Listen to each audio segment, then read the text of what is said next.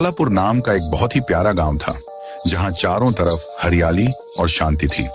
लेकिन इसी खूबसूरत गांव के एक कोने में एक टूटी फूटी झोंपड़ी थी जिसमें राइस्टार नाम का एक चित्रकार रहता था। राइस्टार जितना हुनरमंद था उसकी माली हालत उतनी ही खराब थी। पहनने को ढंग के कपड़े नहीं थे। राइस्टार की बूढ़ी माँ अक्सर बीमार रहती थी। वे पुरानी खाट पर लेटी दिन भर खांसती रहती, लेकिन राइस्टार चाहकर भी कुछ कर नहीं पाता था। उसकी मां की दवा का खर्च 5 लाख रुपए तक आता था, जो राइस्टार जैसे गरीब कलाकार के लिए एक नामुमकिन रकम थी। अपने घर का खर्च चलाने और मां के इलाज की उम्मीद में राइस्टार दिन भर तरह तरह के चित्र बनाया करता था। फिर उन्हें बेचने के लिए बाजार या सड़क के किनारे बैठ जाता। सड़क से गुजरने वाले लोग उसकी पेंटिंग्स को देखते तो थे, लेकिन बस एक नजर डालकर आगे बढ़ जाते। किसी ने कभी उसकी कला की गहराई को नहीं समझा। राइस्टार की पेंटिंग्स बहुत कम बिकती थीं। वह अपनी जिंदगी की इन मुश्किलों से बहुत ज्यादा परेशान और निराश हो चुका था, लेकिन इतनी तकलीफों के बावजूद उसने कभी हार नहीं मानी। एक रात गांव के आसमान में एक भयानक चुड़ैल अपनी पुरानी झाड़ू पर सवार होकर बादलों के बीच उड़ रही थी।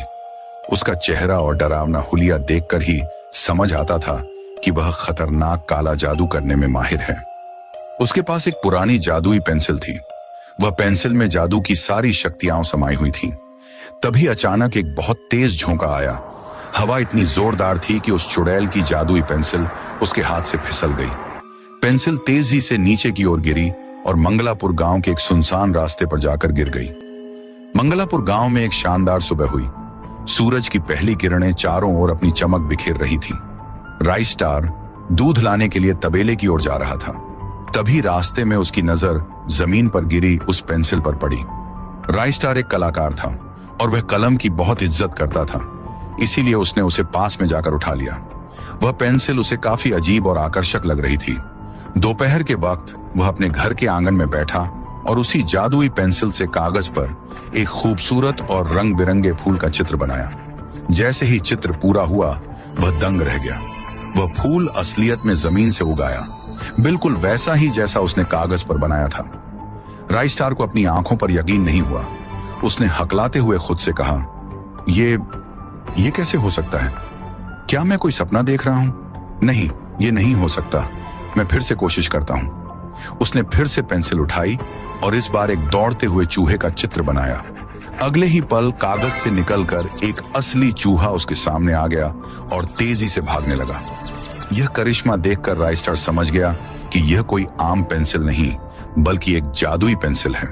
अब राइस्टार ने झोंपड़ी के अंदर जाकर कागज पर पैसे, जवाहरात और अपनी जरूरत की हर चीज का चित्र बनाया। देखते ही देखते उसके सामने नोटों की गड्डियां, पिज्जा, बर्गर जैसे स्वादिष्ट खानों से भरी प्लेटें और नए कपड़ों का ढेर लग गया। यह सब देखकर राइस्टार खुशी से झूम उठा और चिल्लाया, आहा, इतने पैसे, इतना सारा खाना और इतने अच्छे कपड़े, आज तो मजा आ गया। मैंने तो इन्हें सपनों में भी नहीं देखा था। उसने सबसे पहले उन्हीं पैसों से अपनी बीमार मां के लिए वह 5 लाख रुपए वाली महंगी दवा खरीदी। जैसे ही मां ने वह दवा खाई, मात्र 1 घंटे में उनकी सालों पुरानी बीमारी ठीक हो गई। वह अपनी मां को पहली बार इतना खुश और स्वस्थ देख रहा था। मां की खुशी देख राइस्टार के चेहरे पर एक सुकून भरी मुस्कान आ गई। इसके बाद राइस्टार ने कागज पर सोने के ढेर का चित्र बनाया और पल भर में वहां बेशुमार सोना प्रकट हो गया। उसकी गरीबी का साया हमेशा के लिए मिट चुका था। देखते ही देखते वह मंगलापुर गांव का सबसे अमीर व्यक्ति बन गया। लेकिन राइस्टार बदला नहीं। वह अपनी दौलत और सोना गांव के गरीब लोगों में बांटने लगा। कल तक जिसे गांव में कोई पूछता नहीं था, आज सारा गांव उसे जानने लगा था। वह पूरे मंगलापुर का सबसे चहेता इंसान बन गया। उसकी किस्मत रातों रात चमक चुकी थी। एक दिन दोपहर के वक्त जब पूरा मंगलापुर गांव आराम कर रहा था, राइस्टार अपने घर के अंदर ऐसे ही रुका हुआ था। तभी अचानक उसके दरवाजे पर राजा का सेनापति आया। सेनापति ने तंज कसते हुए कहा, क्यों राइस्टार, आजकल तो तुम्हारे चर्चे आसमान छू रहे हैं। भाई, ऐसा क्या कर लिया तुमने जो रातों रात राजा जी से भी ज्यादा श्रीमंत बन गए? राइस्टार ने बड़ी विनम्रता से जवाब दिया, अरे सेनापति जी, ऐसी कोई खास बात नहीं है। यह तो बस मेरी मेहनत और पेंटिंग्स का फल है। वैसे आज अचानक यहाँ कैसे आना हुआ? सेनापति ने गंभीर होते हुए कहा, देखो, तुम अब इतने मशहूर हो गए हो कि खुद राजा जी ने तुम्हारे लिए एक काम भेजा है। दरअसल कल उनकी रानी साहिबा का जन्मदिन है। राजा जी चाहते हैं कि वे उन्हें तोहफे में एक बहुत ही अजीब और अनोखे दिखने वाले पेड़ की पेंटिंग दें। राजा जी का आदेश है कि तुम आज शाम तक वह पेंटिंग तैयार करके महल पहुंचा दो। इतना कहकर सेनापति अकड़ के साथ घर से बाहर चला गया। राजा का काम मिलने की बात सुनकर राइस्टार फूला नहीं समाया। राजा जी के आदेश को पूरा करने के लिए राइस्टार जोश से भरा हुआ अपने टेबल के पास गया।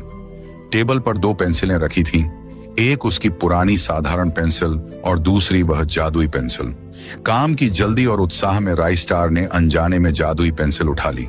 उसने पेपर पर एक अजीब लकड़ी जैसा दिखने वाला इंसान बना दिया। वह उसका सिर बनाने ही वाला था कि तभी जादुई पेंसिल के असर से वह चित्र असलियत में बदल गया। उसका नाम थुंग थुंग साहुर था। उसने अपनी कड़कड़ाती हुई आवाज में कहा, ओ पापड़ जैसे इंसान, तूने मुझे बुलाया और देख मैं चला आया।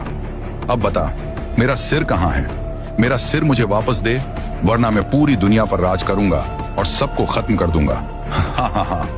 ये मंजर देखकर राइस्टार के होश उड़ गए। उसने फुर्ती से जादुई पेंसिल से कागज पर एक बेहद धारदार कुल्हाड़ी का चित्र बनाया। अगले ही पल एक भारी और चमकती हुई कुल्हाड़ी राइस्टार के हाथ में आ गई।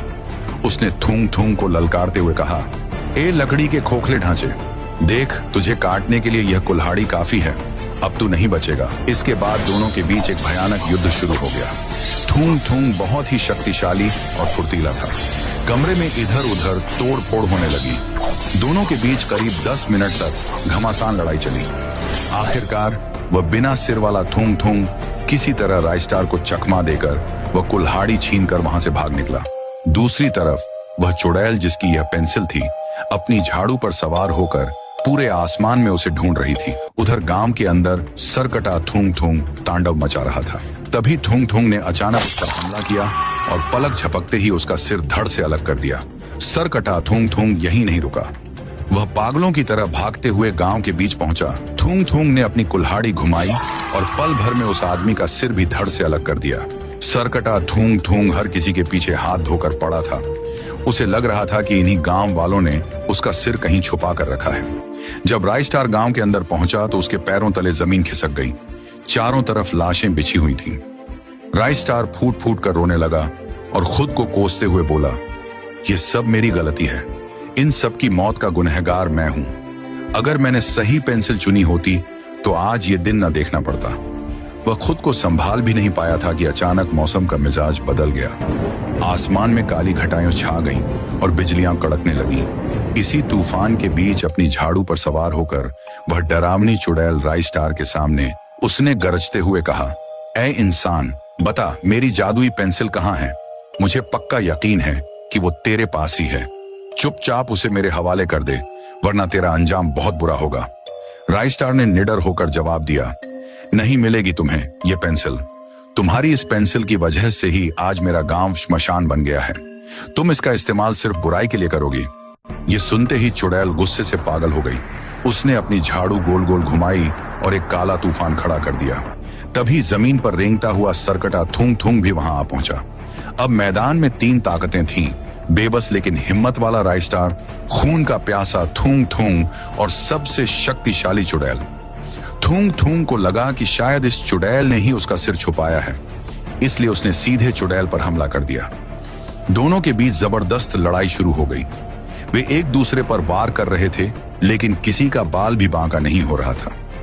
मौका पाकर राइस्टार ने तुरंत जादुई पेंसिल निकाली और कागज पर एक जलता हुआ आग का गोला बनाया।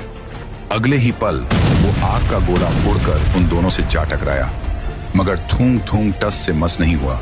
क्योंकि उसका सिर नहीं था, इसलिए उसे दर्द का एहसास ही नहीं हो रहा था। राइस्टार को एक तरकीब सूझी। उसने कांपते हाथों से पेंसिल उठाई और जल्दी जल्दी कागज पर थूंग थूंग का सिर बना दिया।